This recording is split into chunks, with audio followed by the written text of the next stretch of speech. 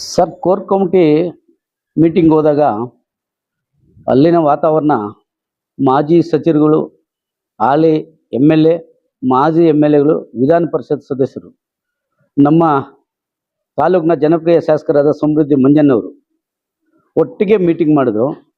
ಆ ಮೀಟಿಂಗಲ್ಲಿ ಚರ್ಚೆ ಆದಾಗ ಅನೇಕ ವಿಚಾರಗಳು ಚರ್ಚೆ ಆಯಿತು. ಅದನ್ನು ಕಂಡು ನಮಗೂ ತುಂಬ ಸಂತೋಷ ಆಯಿತು. ಇಂಥ ಅವಕಾಶ ನಮಗೂ ಸಿಕ್ಕಿದೆ. ಪಕ್ಷ ಸಂಘಟನೆ ಮಾಡಬೇಕಂದ್ರೆ ಅನೇಕ ಅನುಭವಿಸ್ತಿದ್ರು. ಇಲ್ಲಿ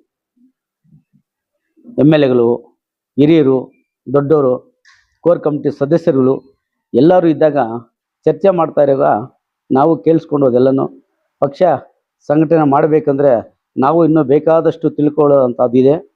ಮುಂದಿನ ದಿನಗಳಲ್ಲಿ ನಾವು ತಿಳ್ಕೊಂಡು ಪಕ್ಷ ಸಂಘಟನೆ ಮಾಡಬೇಕು ಅಂತ ನನಗೂ ಮನಸ್ಸು ಬಂತು.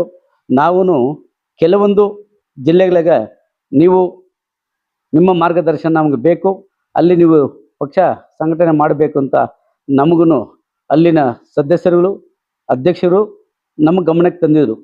ಆದರೂ ನಾವು ಪಕ್ಷಾತೀತವಾಗಿ ಯಾವುದೇ ಜಾತಿ ಭೇದ ಇಲ್ಲದೆ ಪಕ್ಷ ಸಂಘಟನೆ ಮಾಡ್ತೀನಿ ಅಂತ ನಾನು ಅಧ್ಯಕ್ಷರು ಹೇಳಿದಾಗ ಅವ್ರಿಗೂ ನನ್ನ ಮನವಿಯನ್ನು ಮಾಡ್ಕೊಂಡಿದ್ದೀನಿ. ನಾನು ಮುಂದೆ ಪಕ್ಷಕ್ಕೆ ಅಧಿಕಾರ ಬರುತ್ತೆ, ನಾವು ಅದಕ್ಕೆ ಪ್ರಯತ್ನ ಮಾಡಬೇಕು.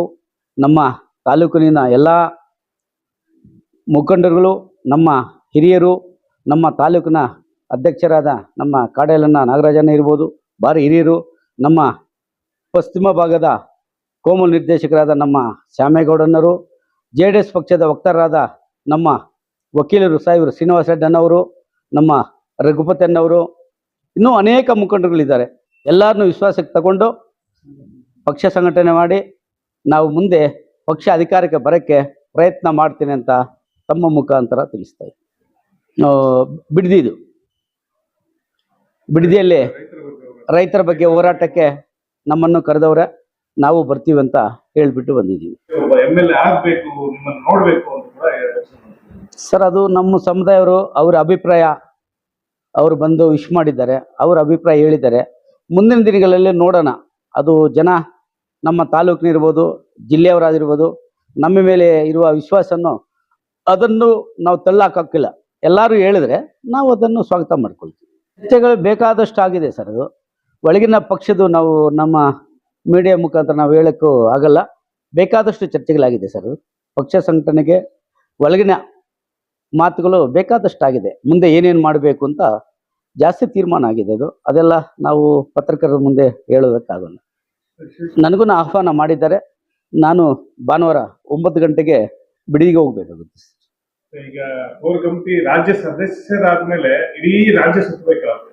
ಹೌದು ಸರ್, ಹೌದು. ರಾಜ್ಯ ಸುತ್ತಬೇಕಾಗುತ್ತೆ. ಏನೇ ಒಂದು ಎಲ್ಲಿ ಯಾವ ತಾಲೂಕಲ್ಲಿ ಏನೇ ಸಮಸ್ಯೆ ಇದ್ರೂ ಹೋಗ್ಬೇಕಾಗುತ್ತೆ. ಹೌದು. ಅದಕ್ಕೆ ಬಗೆಹರಿಸೋಕೆ ನಿಮ್ಮ ಕಲ್ಪನೆ ಹೇಗಿರುತ್ತೆ? ನಿಮ್ಗೆ ಆತರ ಏನಪ್ಪ ರಾಜ್ಯ ಎಲ್ಲ ಸುತ್ತಬೇಕಾದ್ರೆ ನಿಮ್ಗೆ ಇದು